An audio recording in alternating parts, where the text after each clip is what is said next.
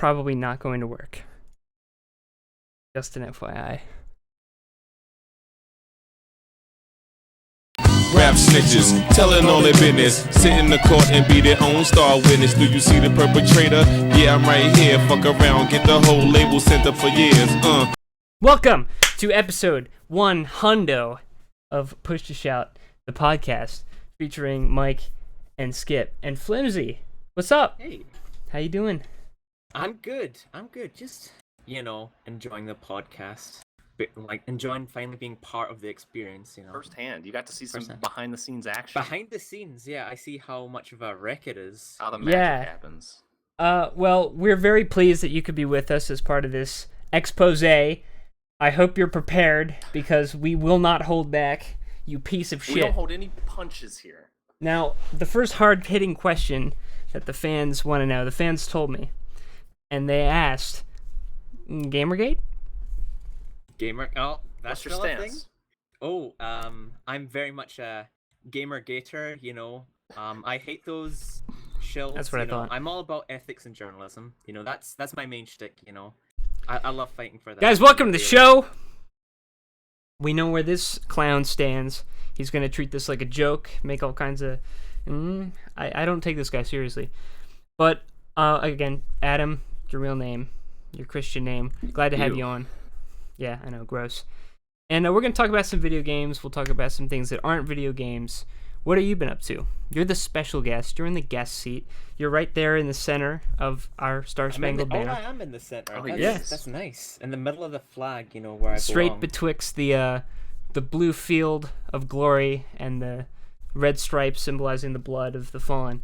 So, with that weight on your shoulders, tell us about the video games you played. So, in terms of video games that I've played, there's only two really noteworthy things. Well, Start from the beginning of your life. Okay, from the beginning. The Because very we first don't know game what's I been played happening beyond the last couple weeks. was Star Wars Episode 1, The Phantom Menace, the video game. I Do started you mean the out- Pod Racer one?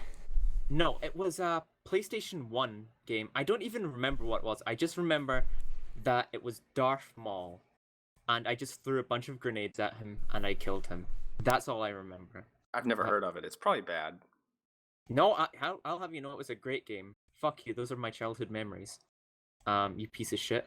It's nostalgia goggles. The Phantom Menace game I had was a Pod Racer thing for the N64. Yeah, I had that one too. That one was fun. I don't know about... Very good game. In the one that you played, were you an actual Jedi? Like, you had a lightsaber? You were Obi-Wan Kenobi himself, so... I wait think a that's minute. better than being in a pod. I don't know about you, so I Could think my you- childhood was better than yours. Were there, like, levels when you went down onto the planet and there were, like, people shooting at you in a city? I think I had the same one for the original Xbox. Honestly, my only memory is fighting Darth Maul and throwing a bunch of grenades at him. That's it. I don't think a PS1 game would be released on the original Xbox. That was 2, right? Yeah. Oh no, it's original PlayStation. Oh, okay, never mind. I must be thinking of something else. Anyway, I think we've talked long enough about Star Wars The Phantom Menace games. Have we? But In the pod really, racing game, there were buttons to go sideways, and so you had to do that to get through short cracks. And then if you were the bad guy, Jabolba or whatever the hell his name was, you could shoot flames out the side of your pod racer to wreck other people because you're a dirty cheater. A damn rapscallion. So he's that was a the good elephant-nosed guy, right? Elephant nose. game. No. That's the shopkeeper that goes. Okay. I sell you this, and you sell me that. No, I'm talking. I About thought that was Jabolba. No. Star Wars has the Jabolba stupidest talks fucking similarly, names, I like, think, but no, honestly. Jabolba walks on his hands, and he uses his feet as hands, and then he cheats, and he hates Anakin, and Anakin races him, and he crashes. And that's what Into I a remember. rock, but it wasn't Anakin's fault either, so he wasn't a murderer. Yeah. better Well, he than didn't me. die because it shows him. He tumbles and he stops and he goes, "Oh!" and he slams the thing. And he's like, okay. I lost." So he didn't die. Lifted It looks straight like from the some mind of other a pod genius. racers might have died though.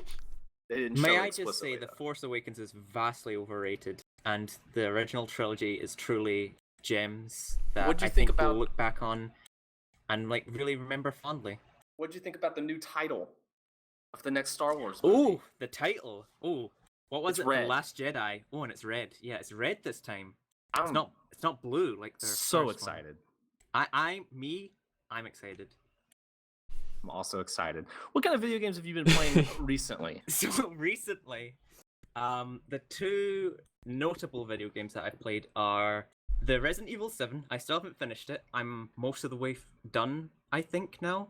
And you're doing this on And- PC, I saw, right? Yeah, so you on don't have the PC. VR experience. Yeah, I don't get the goggles, unfortunately, no. So I'm I'm pissed playing it- because I actually got VR, and then there's a major game coming out that supports it, and I can't play it for a year because of exclusivity deals. I'm really, really legitimately mad about that. A game like Yeah, that that's looks so like it annoying. would be killer in VR. It does. Honestly. Except the Sony VR like scales it down, and like all the graphics are worse. It looks really bad Well- in the VR. Well, before I was playing Resident Evil 7, I expected it to have a much bigger emphasis on spooky jump scares than like whatever previous games and so on. I expected it to essentially be like like just your linear typical horror game, right? Where it's just you don't do much, you just go through the game, it's kind of spooky, then jump scare. I was expecting a game more along those lines, but I was pleasantly surprised to find that for the most part it's pretty much just atmospheric tension. So like when like the bad guys or the scary things actually happen, it's not like trying to startle you. It's just like, oh, look at that gross thing, if you know what I mean. So it's much, I don't know. I prefer that sort of horror a lot to just, the fucking typical violin, very loud girl with her mouth open very wide horror that you are getting a lot of these days. So on that front, Resident Evil pretty much nails it out the park, honestly. Like, unfortunately, because I've been streaming, I haven't been able to appreciate it on its max settings, but that game looks really great when you just crank that up. And it's one of those games where it is unfortunate if you have to play it on lesser graphics, because every little helps. So aside from the spookiness of the game, which I do think is pretty good, I think overall it's pretty good.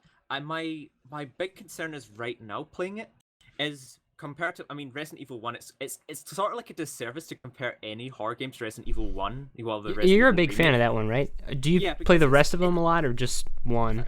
I've played the rest of them for one playthrough each. So like Resident Evil Remake, I would pretty much consider like the apex of survival horror games. That's like, if you're to have anything as your like closest you can get to a perfect milestone, you'd say, what are we trying to beat? We're trying to beat Resident Evil Remake on GameCube. That's like the benchmark.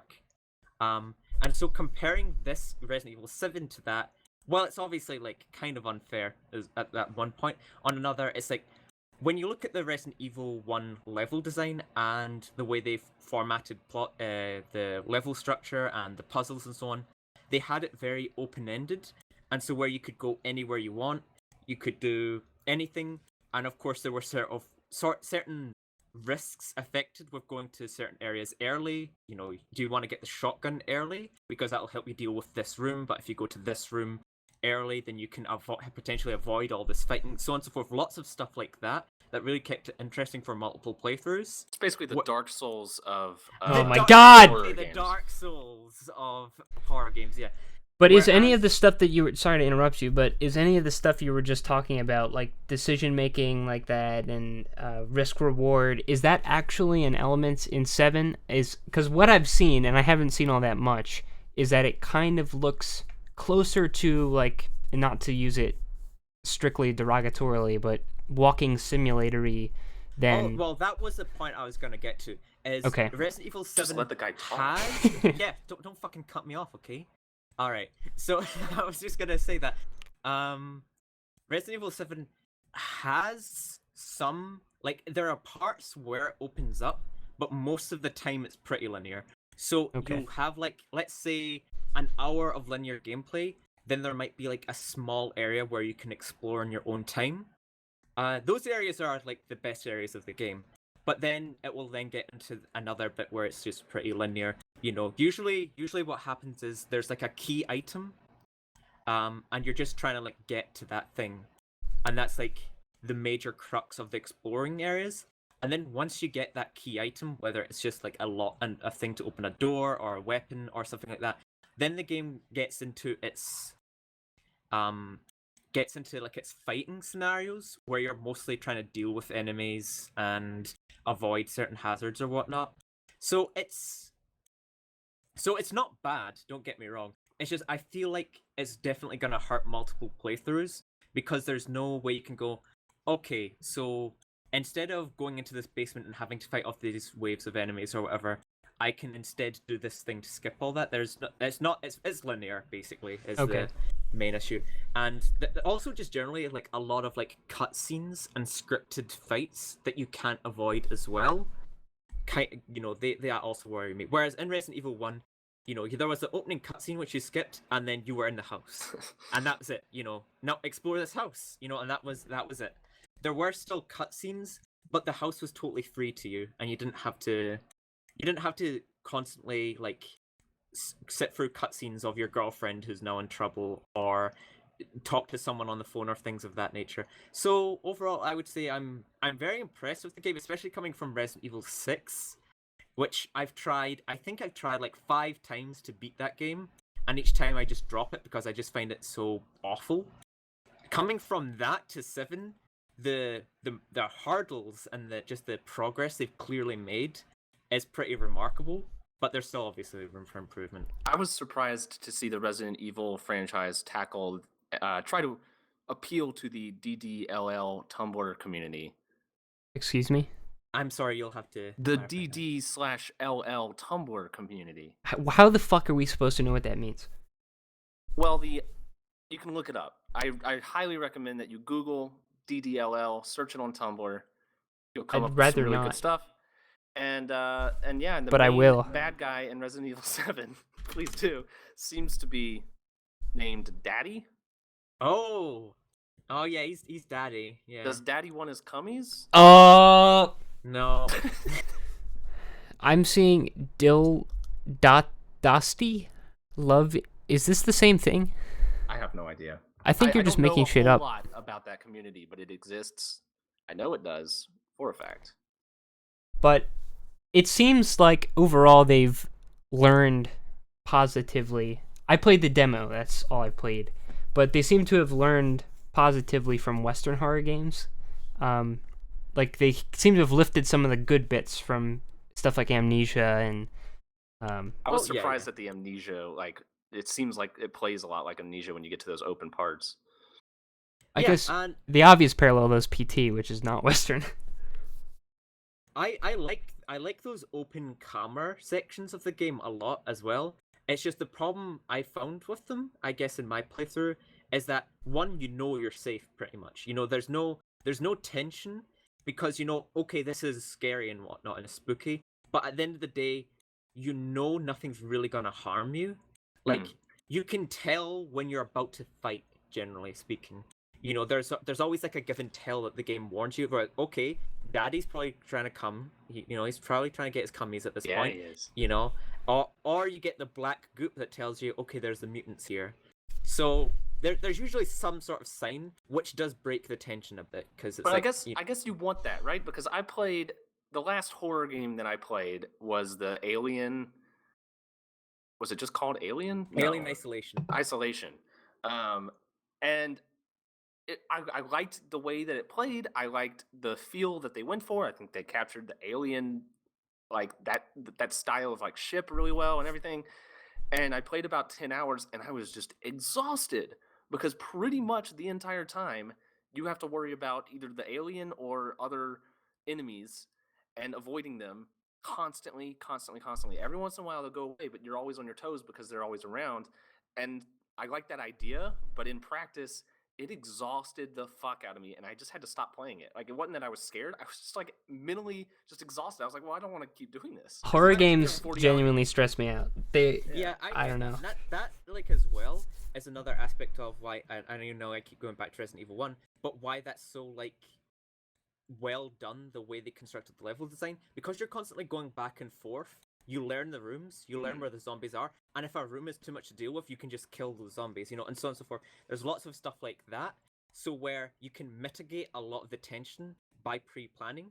Whereas Yeah. that's a common criticism I've heard of Alien Isolation. I've never played it personally myself, but I have heard that a lot where because it's so long and you're constantly moving on from one place to another, there is no like slower points where you can just sort of dial it back. It's hypertension throughout.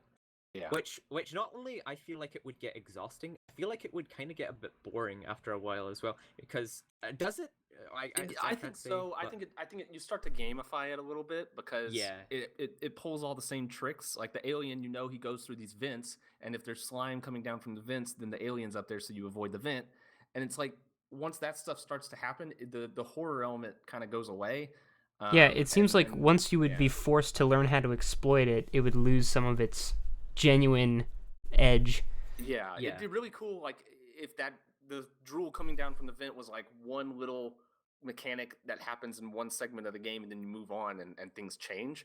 But that's another thing that exhausted me about the game. I think is like I felt like I was about a quarter of the way through, and I'd already played a whole lot of it, and I felt like I'd seen most of what the game had to offer, like gameplay wise. So yeah, it would have been really good in moderation. yeah. How far are you? Like, I feel proportionally like through the game. 2/3 the way through, I think. Okay, all right. But I also feel like it feels like the game's quite short. It's hard to say, but it feels like the length of each section depends upon how long it takes you to figure out what to do and where that thing is. So like that's how we've been hearing recently, like people completing it in less than 2 hours and things of that nature. Because once you know where the key item is and what order you're expected to do things, you can just run through it basically. And very few of the enemies or monsters really pose a significant threat to you. Like even on my playthrough, I'm killing them, but I know that I could pretty much, just if I wanted to, I could just bait them and then like run around them and things of that nature. So yeah, I mean that's not bad. I just think that the badness, or well, I guess that my concern with that comes from the fact that I've talked about before, where because the game's so linear and there's so many scripted events and so on, it's going to be harder for that to be fun over repeated playthrough. Yeah. Did you play? What were you gonna say? Did you play the playable trailer of Silent Hills?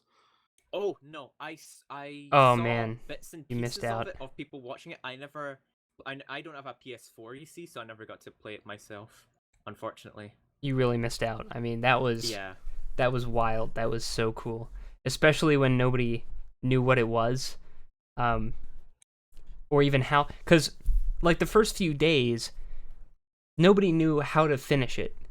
There was just no path to complete it. It was a mystery. They figured out like people finished it pretty quickly, but it took a really long time. I think still like there's a lot of mystery of like what you say to the microphone and stuff to get it to finish. But yeah, I just feel I like tried Jared or Jerry, and that sometimes works. But in a world where that exists, I feel like it'd be really hard to release a horror game, and so it's nice to see that Resident Evil 7 is. It seems to be received pretty well. That's what I heard about Resident Evil 7, is it picked up a lot of the developers from PT for development for Resident Evil. I heard the exact opposite. I heard they specifically debunked that rumor.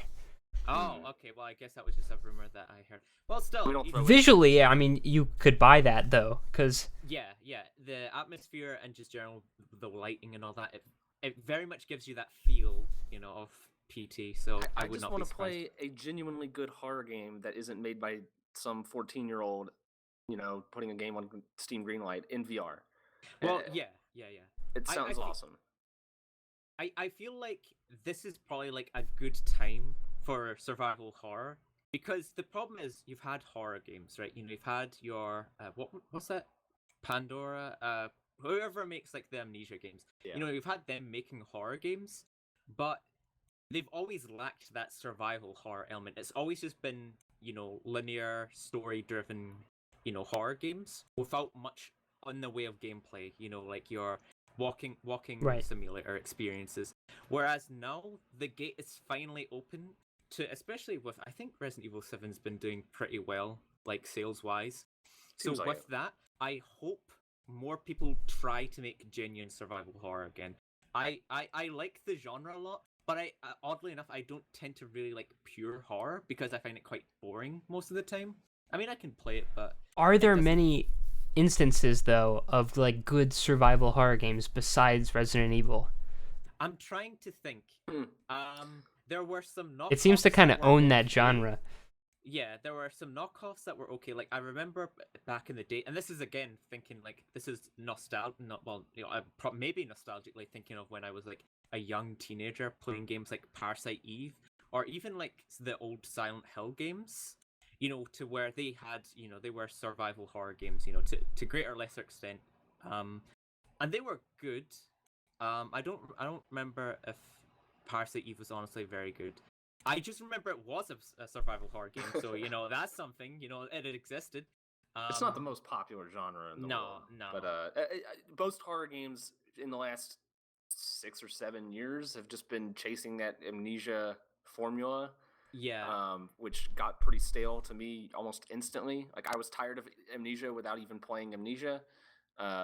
So I really hope people start branching out. And it seems like Resident Evil 7 just said like, all right, that whole Amnesia thing of avoiding the bad guy is a cool thing, but we're not going to focus the whole game around it. And so that's nice to see at least. They have basically in Resident Evil 7. There's the enemies you avoid and the enemies you can kill. Like the main bad guys are the ones you avoid, as in like the Baker family. They're the ones you generally avoid because shooting them is just a waste of time. You can incapacitate them if you want, but generally speaking, that's just a waste of bullets and time. Where you can just like try to avoid them.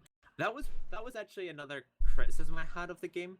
That the whole avoiding them aspect felt really quite underdeveloped. The game doesn't even have like a lean feature from what I could tell, so you can't even like peek around a corner to see where they are. Which you'd think in the Well, game, it like, does. would be pretty It cool. does in VR. It does in VR. Well, Sure. Yeah, because you can that's- physically you can move your physically head around the that's- corner, and it works, which is pretty cool. that's pretty cool. But why didn't they just put it to Q and E? I'd like that. Because that takes because effort. then you have to like physically go peekaboo. Like around the corner, and it feels weird. It feels weird to do that. I guess it makes it more immersive, right? Like, Does you don't- it? Is it really I more don't know, I immersive find not it's to be weird able to in lean your stealth head? games where you look around the corner. I find at the that hard to guy and swallow. He's looking at you, and you're looking at him, and then you just go back around the corner, and he doesn't see you. That's always been weird to me. And so, like, there's something scary, right, about not being able to see where the bad guy is, right?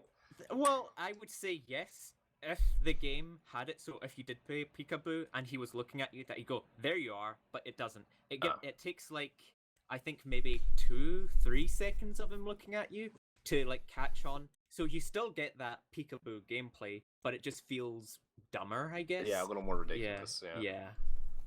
All right. Well, that's what I was always after, peekaboo gameplay. So, glowing recommendation. I'm gonna try to avoid as much as possible of seeing that game for the next year because I would like to play it in VR. But I I'm don't know. sure you'll enjoy it because it is one final thing before we move on from Resident Evil. God, this is bright. Is my one other issue with the horror is similar to the way it gives you warning of enemies. Like, for example, I remember this at the very beginning of the game.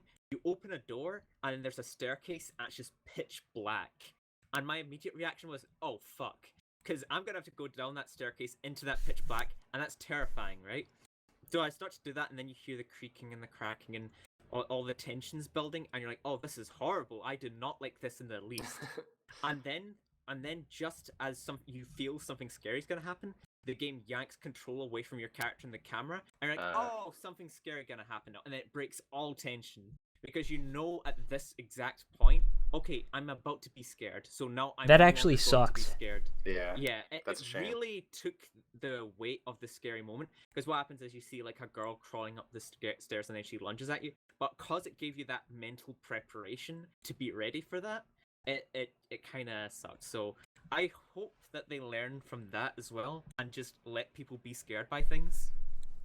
That was my. That's only always a concern. good thing to do in your horror games. To let people be scared. Yeah. That is a really totally. clumsy decision, though. Like, It's That's hard, though, surprising. right? Because like there's only so many things you can do to effectively scare a player who is in control of their character. Like if they're looking in the Yeah, wrong they could just direction or look something. away. Yeah. right, but you Uh, could be in control up to the point that you get grabbed or something. Like, True, and that's what PT does, right? Is like suddenly she's behind you and she grabs you and spins you around, but Yeah. you've already been freak the fuck out at that point. And then of course the good thing that PT did was like trigger things based on where you were looking or where you are and that kind of thing. So yeah, there's a way to do it. That is a shame. I feel like it's just if I could think of like the most daunting thing to like type of game to make, it would probably be horror, right? Because Yeah. like how do you do it? It That's takes real craftsmanship because you need to like on every level nail player psychology. You need to make sure even on the most basic levels, right? Think of any game and think about a game where you have to look somewhere specifically at any given time, right? Yeah. Just think about how hard that in itself would be. You know, you have entire talks of game developers talking about how hard it was to get someone to watch like an important event happen when they design the entire level to funnel their vision into the spot because people might just arbitrarily turn around and miss something important, you know, because people are really dumb. But yeah, I mean, that does speak to though. I think like a larger thing that game developers are more afraid to do these days is like let your players miss things. Yeah. Like all games are designed so that you have to see everything that they have made for that game, and it's like, okay, I get it because games are hard to make and expensive to make, and you want people to get the full experience. But like, there was a magic back in the day, and this is like a much larger issue than just horror games, of course. But there was a magic back in the day to the idea that like you were uncovering things about the game dynamically rather than just being shown things over and over like it's a slideshow. And I wish developers were just. That's one of the things that people like about. It takes some courage and some confidence in your game. Like you need to be trusting that what you've made is interesting enough so that people will want to watch what you've made rather than force them to. Exactly. And so despite my complaints of Bethesda, they're one of the few developers that is willing to just be like, all right, you know, if you find this stuff, great, and if you don't, great. And so kudos to Bethesda. Don't hear that a lot on Push to Shove. All right. What else? Well, we can move on. I hope at least one of you has played the game, so I'm not just rambling again. We'll see. Have either of you played For Honor? No. No. Oh, okay.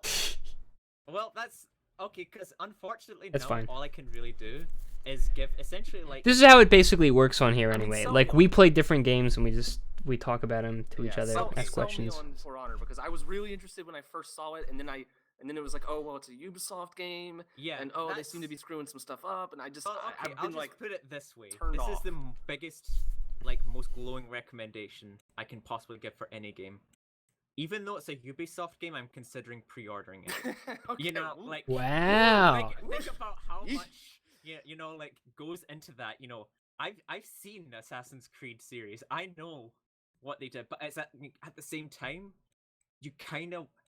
This game is so interesting in so many ways and so novel that to have it be such a major release in this day and age where you're getting constant just, you know, the same old, it's really nice to get a genuinely unique IP that I want to get behind it, and it's also really good. So, you know, it's got those two things really going for it, you know.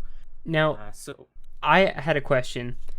How similar is this to that shitty Steam game? Can't remember the name.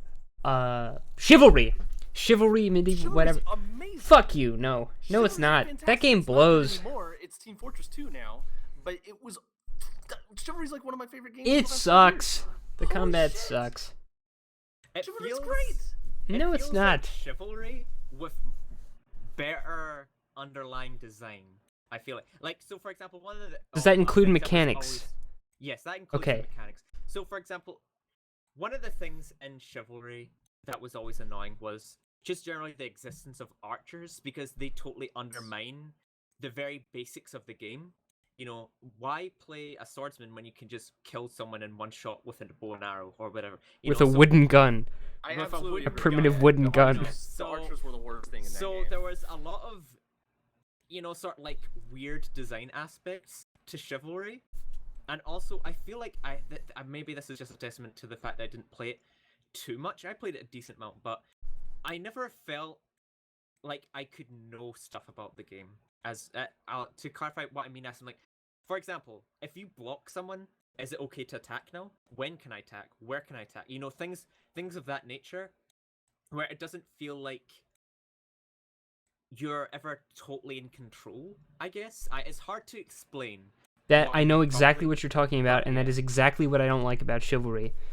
Whereas in For Honor, the game gives you very clear, very obvious, both animations, audio, all that cues, so you know exactly what you've done. So if you've blocked someone and you've just done a regular block, when you regular block, you generally can't attack after you block someone. It's like the safe defense option. You can block them, but you can still have to be forced to block their next attack.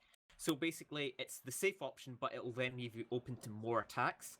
Or you can parry them, and if you parry them successfully, which is done by attacking just before the land hits, you get a free hit on them, and you can start your offense. Well, of course, because you're attacking, it leaves you open to being hit if you mistime your parry, or if they faint, and so on and so forth. And so both of them have very clear times of, okay, parry now. So you see that with a little, like there's a little block icon, it gets a little bigger. When you parry instead of block, it's very clear. Okay, my guy just like whacked the sword away instead of just like casually blocking it. So I know now that I can attack him. It makes stuff like that extremely clear, and it makes it very fun because it's like, oh yeah, I just parried him, get fucked, sort of thing. It makes it very satisfying to outplay someone. And there's lots and just generally the rock. I don't know. I guess I'd call it the rock paper scissors structure of the game is very solid. So it's very interesting the way the mind games play out. It feels almost like a traditional fighting game in many ways. So you've got the three directions you can block. And like I said, blocking is the low risk, low reward feature, or you can go for a parry. But the thing is, if you try to parry someone and they faint, you will then use your heavy attack, which then can be parried. So if someone knows you're going to try to parry them, they can feint, then bait out your parry attempt, which will then open you up to being hit. So even at that level, that's like a really nice sort of mind games thing. And then you've got guard breaking, which is a controversial thing because there's a lot of instant kill areas where if you guard break someone, so if someone's just standing there not doing anything and you guard break them, they're totally open to being thrown. So you could just throw people off the ledge, and just kill them instantly Sounds in a fun. game. Yeah, so it's like it's really risky to not do anything, but you can also guard break tech, so you're not defenseless against it. So basically, if you're doing anything but stand there, you won't get thrown. So there's lots of design like that just makes the 1v1 fighting extremely fun, because when you beat someone, it feels like you beat them. It's not like That's good. Yeah. it's not like some game where you can just like random someone out and it works, or it feels almost like a more refined Dark Souls PvP in a way, where it doesn't have just like some guy rolling through everything and trying to backstab you or things like that. They actually have to like open you up properly. I don't know. I really enjoy the game. There are some problems. I think the way, because the game is focused mainly on 1v1 fighting, and that's like the core of its design. When it becomes more of a clusterfuck with other people getting involved, it can become quite overly chaotic sometimes and hard to deal with, especially if you're the defender, right? Because if you've got 3 people on you, you're basically dead, more or less. It's very hard to defend against more than 1 people. But the thing is, the game does let you just run away, which is both a good and a bad thing, because that means you can just run away, but also, who wants to just run away for a fight? That's not fun. Chase someone. Or chase. Who wants to chase someone? Who wants to run away? And then it encourages people, and like when they're losing, when the chips are down, okay, I'm just gonna run away. Have fun chasing me, or and it's. How does health work? Would running away let you recover somehow? Because that could be nasty. At the very lowest health, I think you've only got 6 bars of health, and at the last bar of health, you can recover that.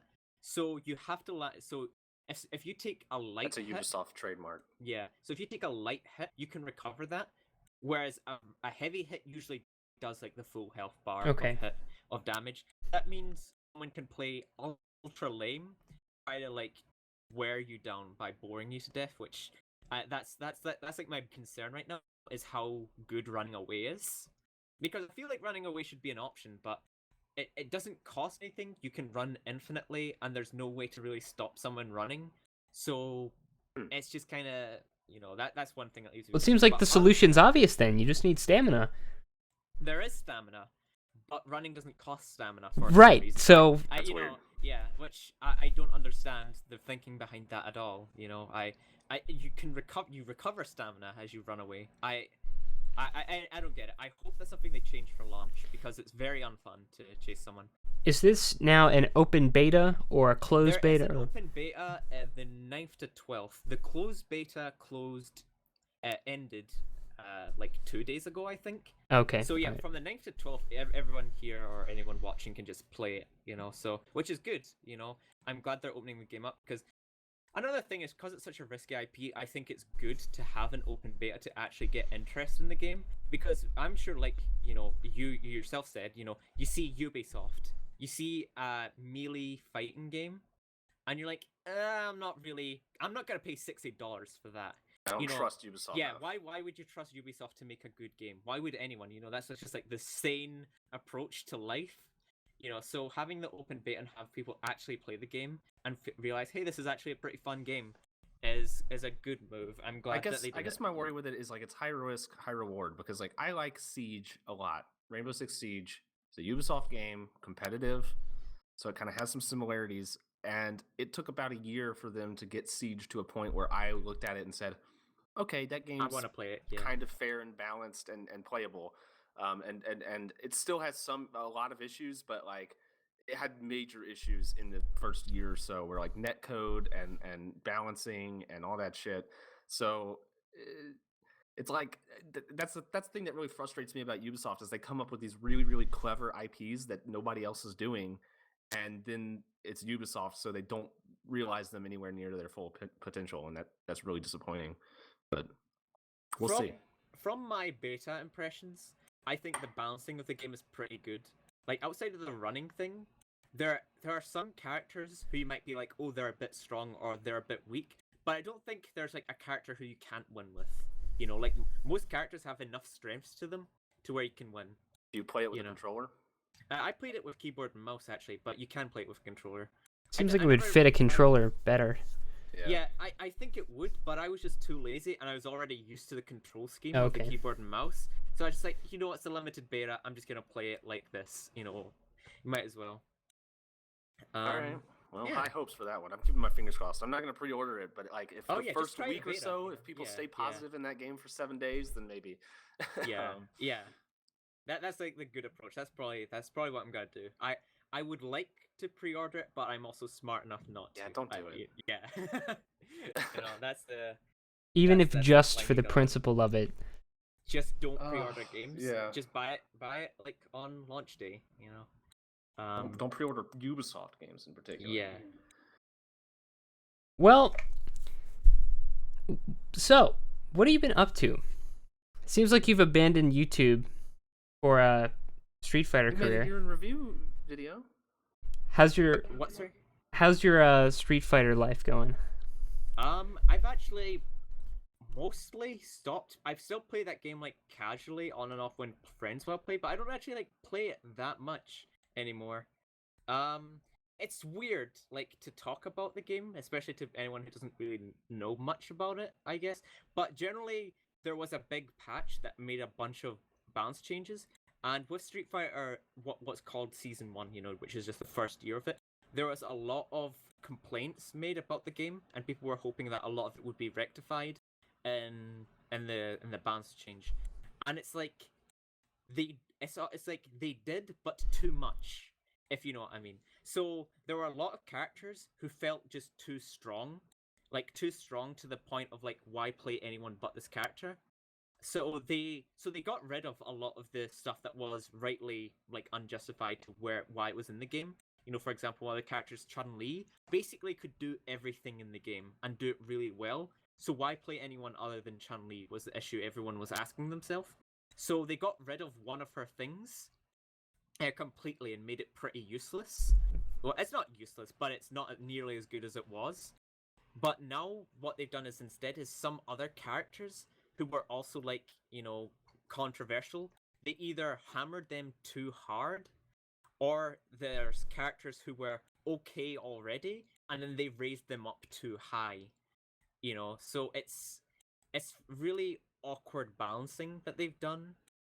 So a character Urian, for example, was considered really good in the first season of the game, and they gave him nothing but incredible stuff for season 2. And everyone's asking, why did you do this? Because now you've just created essentially a new Chun-Li. He's now essentially what season 1 Chun-Li was, where he can do everything really well and he has no real weaknesses. So I even play Urian, but I don't know. I'm one of those people that I don't like playing someone who I perceive to be too strong. Oh, I know whatever. I'm one of those nerds. Whatever. I'm a contrarian like that. I just Taking the on high principle- road. I'm the on same way too. principle I of feel it, guilty. Oh, doing you're stuff both like full of that. shit. I play Fox, no shame. Okay. There are some very good character, and I only have experience with Melee, which is not a real fighting game.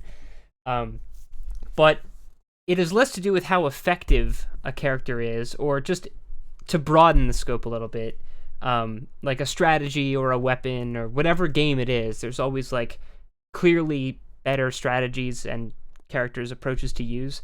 I don't feel bad about using those if they're actually fun and challenging, Like, the reason I'm okay with playing Fox is because it's extremely difficult. If it was just like a single button, I don't know how or why this character is so good now. You really have to understand the specific intricacies of why he's so unbalanced at this point.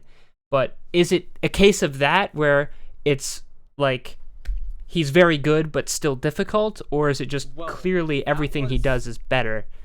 That was one of the big criticisms, is that Street Fighter V generally has been made easier than basically any other like traditional fighting game that exists, really. So doing combos is very easy. Everything of that, the technical aspects of the game are all very easy. Chun-Li was like an odd exception, where if you wanted to be very good, her combos were actually hard, and a lot of her basic stuff even was quite difficult to do consistently at a high level. She was essentially the Fox. The reason she was, you didn't get everyone playing Chun-Li simply because Chun-Li was hard. Whereas the problem is now, the tool they've removed specifically was definitely overpowered, but was hard to do consistently. So it was only the pros and genuinely good players who were able to like abuse that constantly. But now the thing is with Urian, is he's just better. He's not hard. He's actually, I would say, probably one of the easiest characters in the cast. A lot of people are saying he's hard, but that's bullshit. He's easy. Like, he's got a lot of really strong stuff about him that anyone can do, and it's also extremely hard to defend against. So it's, even though they've made taken away some really obnoxious stuff, which I'm glad about, they've also not got rid of other really obnoxious stuff, and because that stuff's still there, that just became the new top. If you know what I mean, like that just became like the new thing everyone was doing, because why bother doing, like, one of the general criticisms of Street Fighter V particularly is that the offense is far too strong. So if you're trying to play like a defensive game in Street Fighter V, like, you'll always have that, like, the guy who wants to rush down and the guy who wants to stop the guy from rushing down. That's just the general makeup of fighting games. But in Street Fighter V, the advantage is always with the guy who's on the attack. So because, and especially with the changes they made. Why is that? I'm actually kind of interested in the specifics. Okay, so it's hard to round. It's basically a bunch of factors. One of them is that in Street Fighter V, comparatively to other Street Fighter games, the length of normals is generally smaller. So like, it's harder to keep someone away from you if you've got shorter limbs to do that. If you're punching, a quarter of the screen rather than a third of the screen, it's harder to stop someone walking towards you. And generally, if you're a rushdown character, you want to get as close as you can. So that's one thing. Another thing is, which I think has been overstated, and it's been reduced since originally, was the input delay. So one of the big issues in I'll talk about this first, but one of the big issues in Street Fighter V is the difficulty to react to certain things. So there's many things in Street Fighter V where if someone can just spend resources or do something to just get in your face, and it will be very difficult to react to. And then once they're in your face, they're at the advantage, frame wise and all that. So that was due and there's a few reasons for that. One is because of the input delay, which is a bit higher than other fighting games. So it's harder to react to someone dashing in on you if instead of Is this pressing online button- only? This input delay? No, this is inbuilt in the game. So What? I think right now it's at 6 frames of input delay. What? You know, which is high. You know, which is Why would you pretty have high. Like, any? most What the important fuck? thing about a fighting game, right? Yeah. Well, that's the thing. That is what, like, the average for fighting games is 4 to 5. Why do you have any? So, well, I think like, I mean, this is the thing for Melee, is honestly you are spoiled by your none, because most of the time at best it's 4. You know, 4 is like the best, whereas generally it's between What? 4 to high 5, whereas Street Fighter 5 is now at like 6. Is this like That is intentional? I ass don't backwards. understand. Why the hell would you ever build in input delay into a fighting game? That is completely fucked. The reasoning Capcom gave was essentially online play reasons, was to make So that it wouldn't feel different from the local, so we're gonna fuck the local? That was part of it. I think another reason was just generally they said was something to do with the rollback netcode, which the netcode sucks anyway, which is another criticism of the game. Well, it doesn't. It's very hit or miss, I will say, about the netcode of the game. But yeah, so that makes it harder to react to things.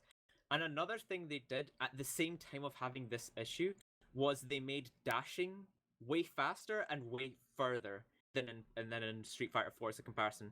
So in Street Fighter 4, a dash would be maybe a quarter of the screen, and also when you add to that the limbs and normals were longer, that means that you couldn't really just YOLO dash, you know, and just hope you get in and then start doing stuff.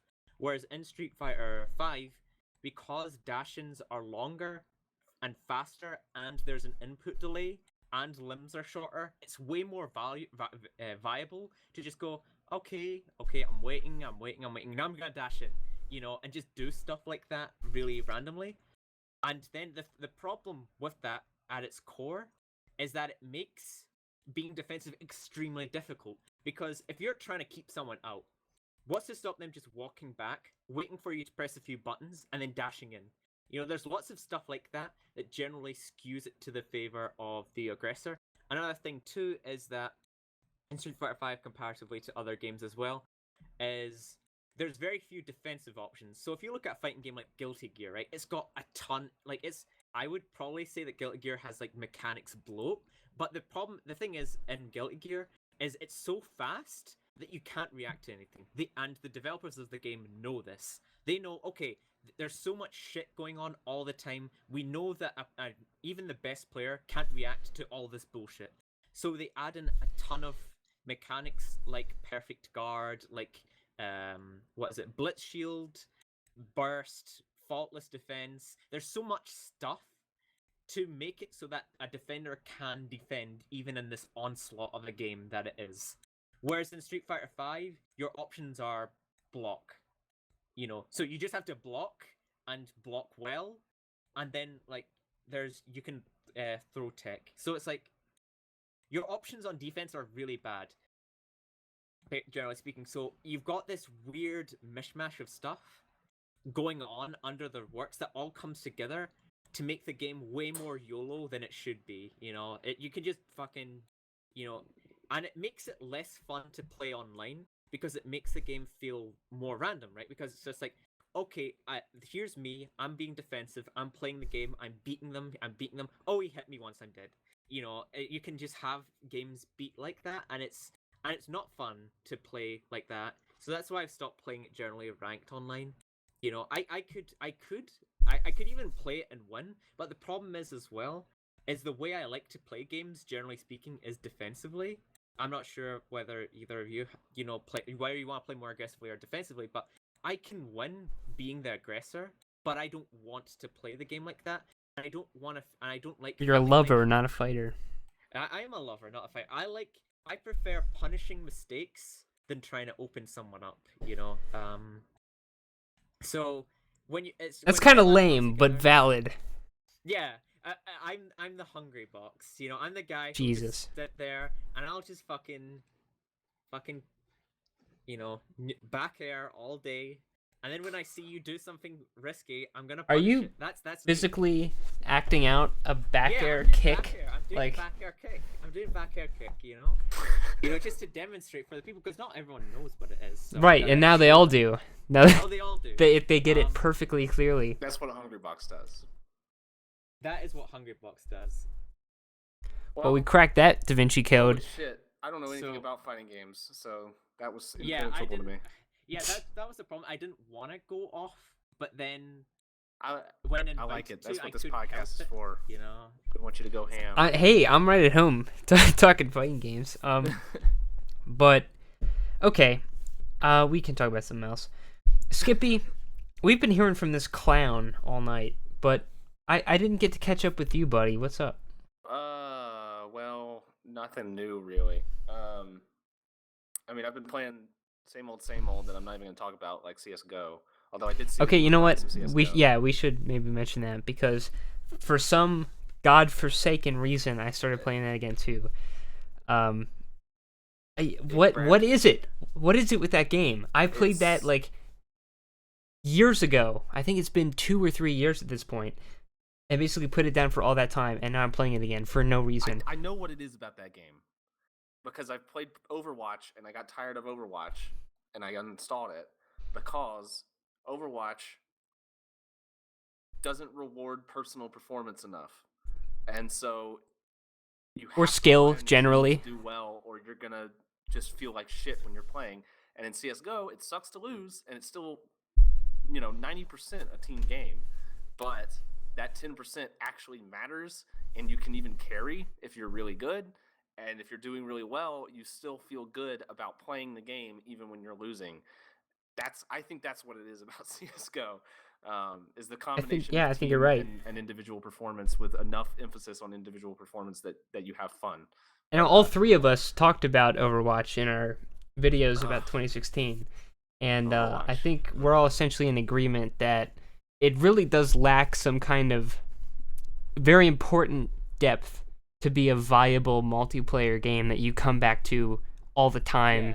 Like, it's not compelling in that same way. It's like, oh, if I can only just claw my way to be one little bit better, oh, Yeah. that satisfaction. That's not another- there. yeah, That's gone. That's another thing. It's like I always feel like I'm working on the next thing in CS:GO, and in Overwatch, I don't. Like I feel like I get all the characters very quickly, and yeah, you can get better with them, but there's not a lot to learn. And when in Counter Strike, it's like there's always a next step, always. The game has that weird fundamental problem of because it's class based and there's so many classes and they're all so refined and distinct in their roles that it makes well also add to that the fact that everything's so casualized in the game. It means that the game is much more about counter picking and team composition and general strategy. It's almost rather than 100% any about ex- that. Especially considering you can live counterpick. Like, Yeah, that's a weird thing too. Like, I mean, that would be one of the things I would guess would improve the game. Would be a draft picking mode. A I totally captain's agree. pick. That would probably help. But I guess that would in a way like be like. Unfortunately, when you compare that to a game like Dota 2, I don't know how any of you played. You didn't we match both of it. played like literally one A game match. once Oh, that's Didn't go good. well. and So gave you up know well forever. But the general competitive Dota, like there is counter picking, and that's a huge part of the game is the drafting and counter picking. But then on top of that team strategy, there's also the individual skill that's really important. Like it doesn't, like in in um in Overwatch, it feels like anyone can do well with Soldier 76. Anyone can do well with Mei. Anyone can do well with so on and so forth. But because it lacks that skill cap, it makes the game a lot less interesting to play and watch. Because Right. if you have someone, I don't know, like has a pocket techies, for example. I don't even watch like a lot of Dota, right? But when you have like someone who specializes in this character who's really weird and fun to watch, and then they suddenly bring them out, that's really fun, Yeah. And I feel like Overwatch lacks that. All the characters have their distinct roles, but at the same time, they're not unique or weird at the same time. They all perform similarly to where you can just pick anyone up. Like, what's the difference between McCree and Soldier 76 Funk? Like on a playing them level. I mean, as a role, they've got different roles. Like one's more of a tank buster, whereas one's more of a sustained DPS. but in actually the playing of the character, they feel more or less the same. You're just pointing They're at hit someone scan. and you're shooting. It's Yeah, I also think like they're trying to go a competitive route with it to compete with other esports, and I don't think it's fun to watch Overwatch because it's way too fast paced, and that makes it fun to play and like really that short satisfaction of quick matches that where you're always in the action is fun, but to watch it's a nightmare. And I also think it kind of comes to the detriment of it being a good competitive game because it moves so fast that you really there's just too much going on for you to absorb everything that's happening in the match. And it's 6-on-6 instead of 5-on-5. It's just like they ramped up so much that it's so chaotic that it feels like a lot of the times the win or loss is almost based on dice roll, or like as far as like your personal involvement, you just can't react quickly enough to what's going on. yeah. I just There's that game also has a lot of issues. there's no room for style, like play style. There really is one way to play most characters. Well, Like, that's there's a another dominant issue strategy too, always. Is when there are, for example, one of the big things is when they nerfed the unholy hell out of Widowmaker. Say what you will about her effect on the metagame, but she brought something interesting, and players could style and could show how good they were with Widowmaker. And now they can't really do that anymore, and now she's unplayable because the character is fundamentally designed to be in the hands of someone really skilled. And now that they've made her worthless, like where even someone really good can't make use of her, she's just boring. And I feel like the game needs more Widowmakers rather than less. If you know what I mean. That's another issue. Is like if you play a character that doesn't require, say, aim, like Reinhardt or something, you can get good with that character, but there's a really really low skill ceiling, and then you have characters with really really high skill ceilings where the best players at them are going to feel disproportionately good, and instead of trying to bring the skill ceiling of the lesser characters up, they lowered the skill ceiling of the better characters. And so that's kind of the route they're going with that game. And I don't know. It's Blizzard. They're super smart. That's a super successful game. They're probably doing a smart thing with it. But as far as my personal enjoyment with it, I'm just completely done with it. I just don't get anything out of it. My philosophy, and maybe this is just me, on how competitive multiplayer games should work, is that pound for pound, a more skilled player should literally always win, all things being equal, over a less skilled player. There shouldn't be any room for, I don't know, I think Overwatch is designed at its core to prevent that as much as possible. Like, it doesn't want the less skilled player to sit under the boot constantly. It's designed to be an aid of that. It's supposed to be, okay, you're sucking, you suck, you're awful, you're constantly dying, you're not doing anything. Oh, press Q. Okay, you've killed a few people. Enjoy that. And it's supposed to. Here's a silver medal. Yeah, that's what the game from the ground up was designed for. That's why characters like may exist. Oh, just point in his general direction, watch him be frozen still and can't do anything, and then you get a free headshot. Oh, look, you killed him. Congrats. Someone fucking blow a trumpet for that one. Fucking May. I hate that character so much. It's just not fun. There's a YouTube guy, Silvermania. I don't know if you've seen any of his Oh my god. videos, but I have not. he made the famous Gabe Newell thing. Anyway, he has a literal pedophile, pretend to be Gabe Newell and talk about all the new Valve games. He didn't know he was a pedophile at the time. It's and still allegedly. But he plays Overwatch with us sometimes, and he only ever plays May, and once in a blue moon Bastion. But you check his playtime, it's like 200 hours May, 50 hours Bastion, nil anything else. It is horrendous. It is like, how could you have fun doing that? Fuck that game. What would make you that way? Somebody went wrong with you. I think May and Bastion are just designed for terrible people. I'll be honest, they're just designed for awful people Yeah. who want to ruin other people's Yeah, fun. and like let's make that very clear. Not terrible players, terrible people.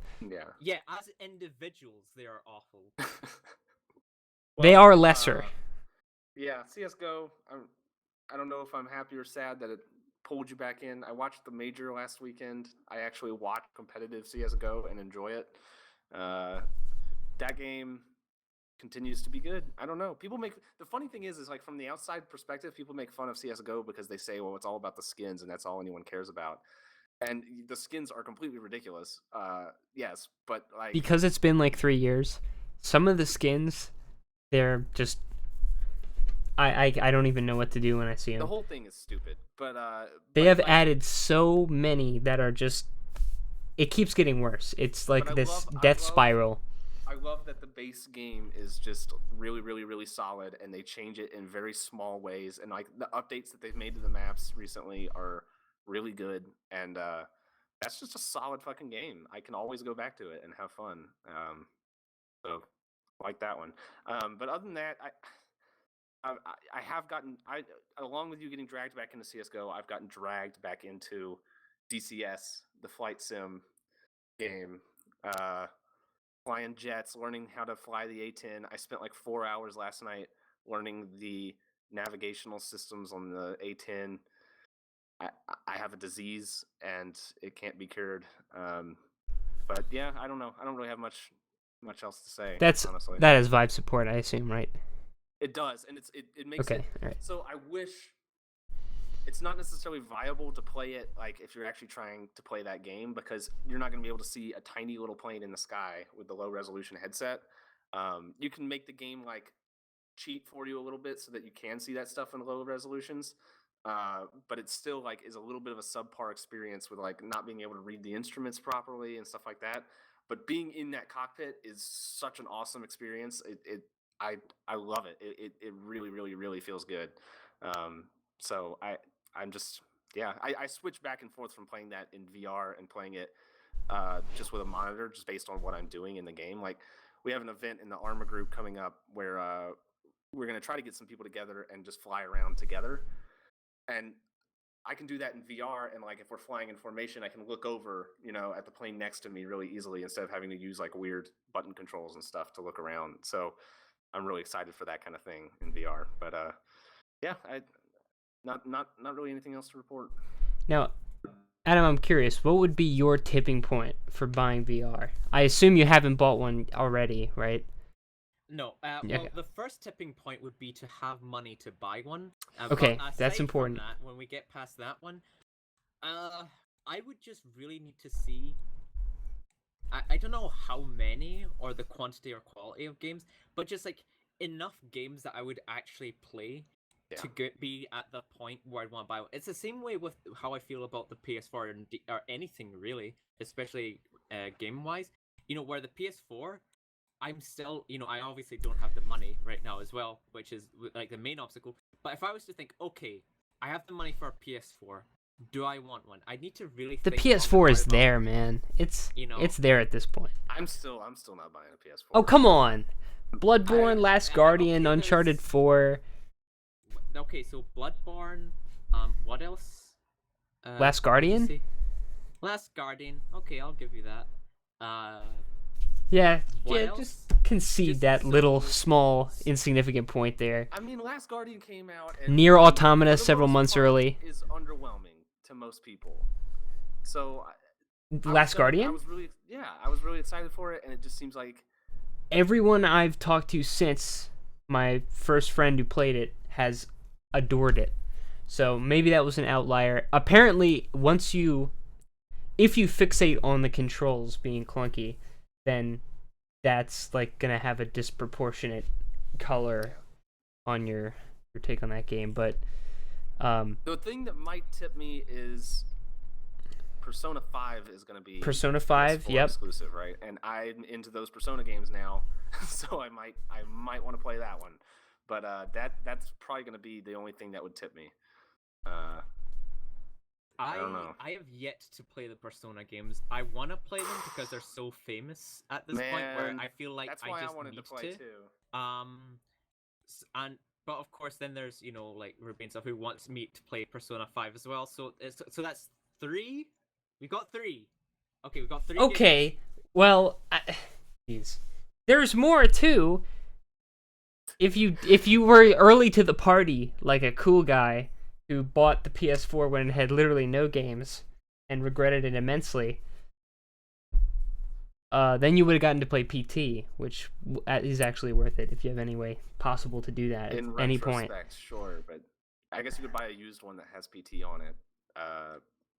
Horizon Zero Dawn. There you go. So Didn't you like videos those that started animations coming there? out, man, the thing about that game is like I look at it and I think it looks almost like Witcher 3, and it's not even going to get anywhere close to that. I know it. Like it's going to be way worse than Witcher 3.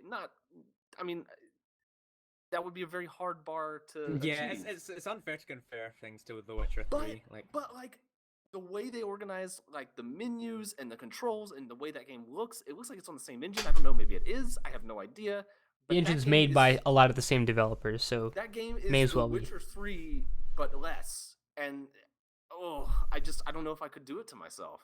And like the more I've seen of it, the less I've felt like I have to play it at all. I was really excited with the first trailer, but like I don't trust Sony after No Man's Sky. The way they hype up their games, it's like, all right, I gotta see that come out and see reviews before I even think about it.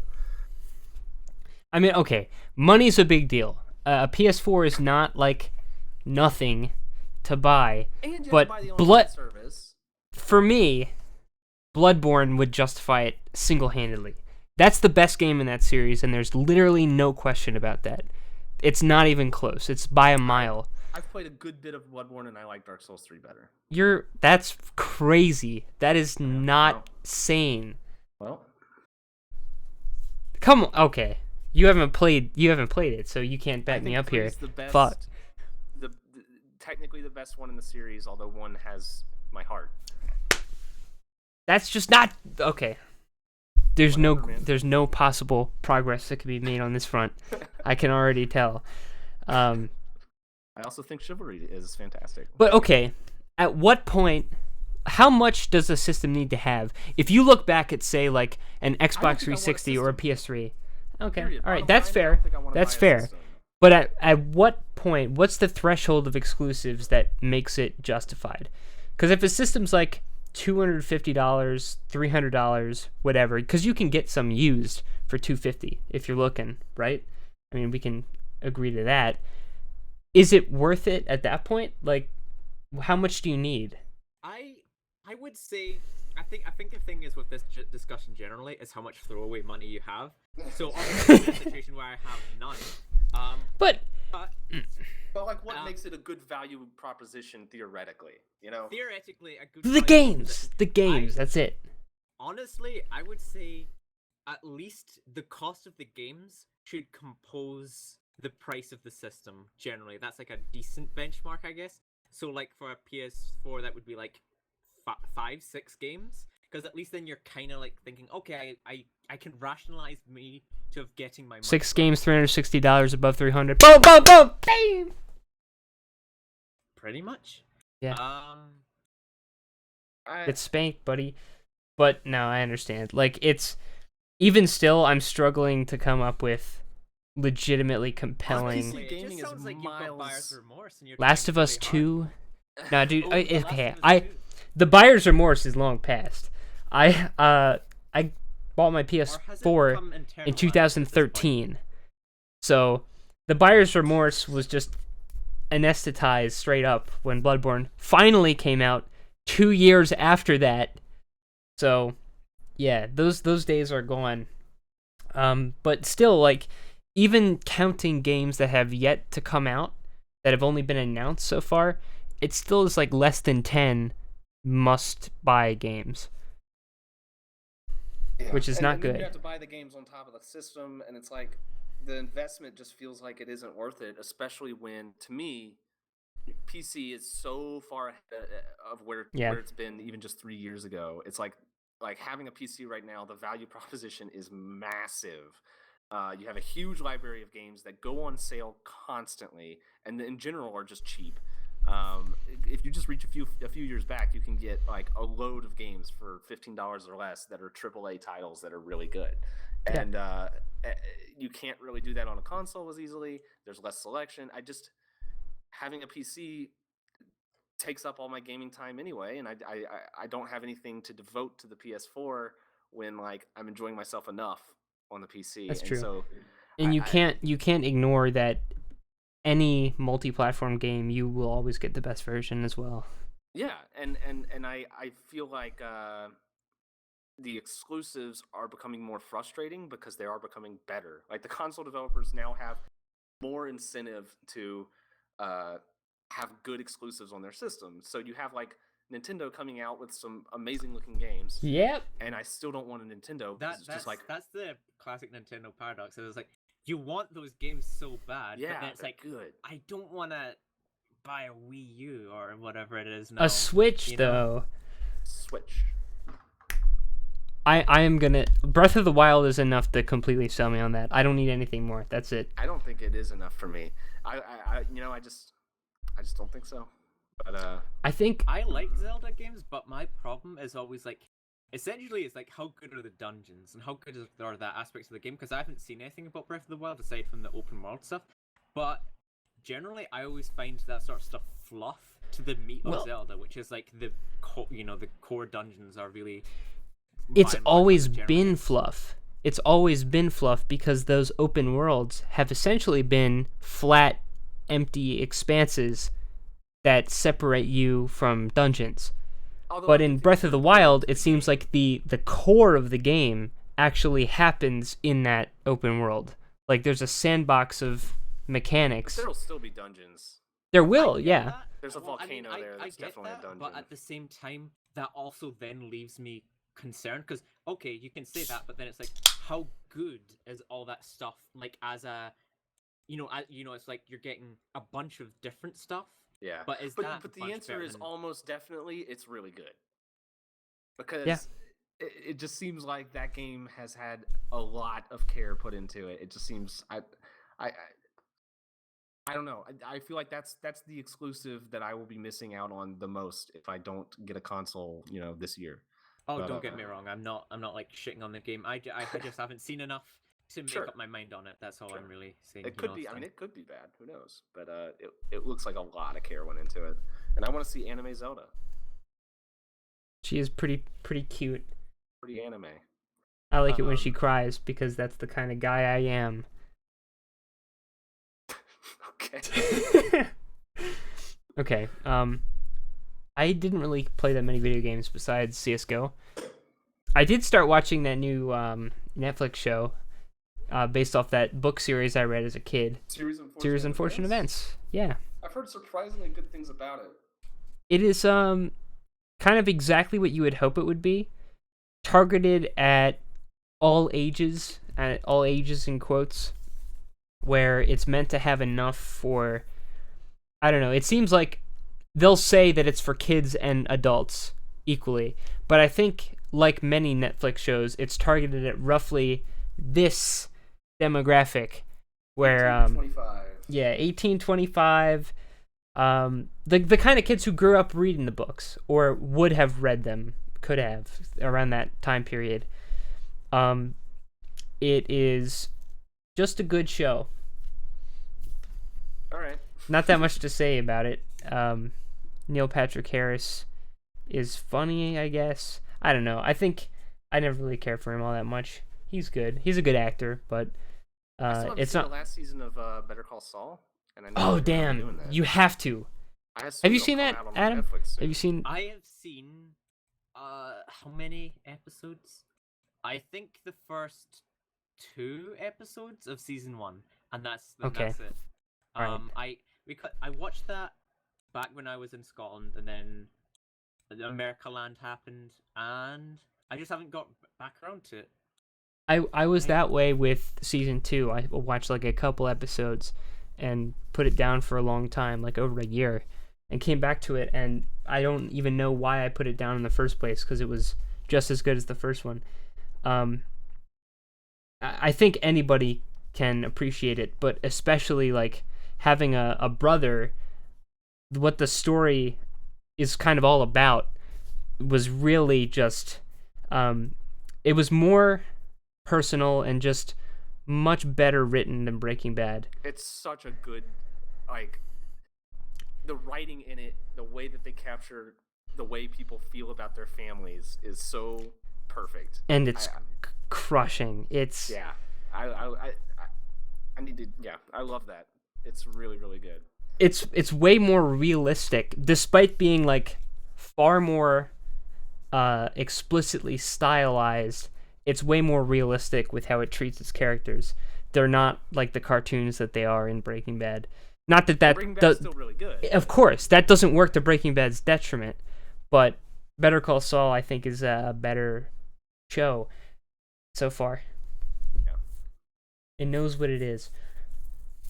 Okay. Well, do we have anything else to talk about? I think we've about covered the bases here. Nope. We covered the meme Smite DLC before the show. Oh, fuck.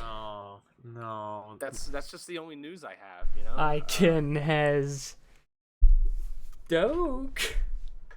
Please just stop. I don't want this in my life. I don't want this in my head, okay? It's the world we live in, man. It'll never leave. Well, guys, thanks for listening, and Adam, thanks for coming on. Appreciate having you, and good talking. talk. Tune in. Yeah. Yeah, good talk, bud, pal. There will be another show, another day, and thank you all. Good night.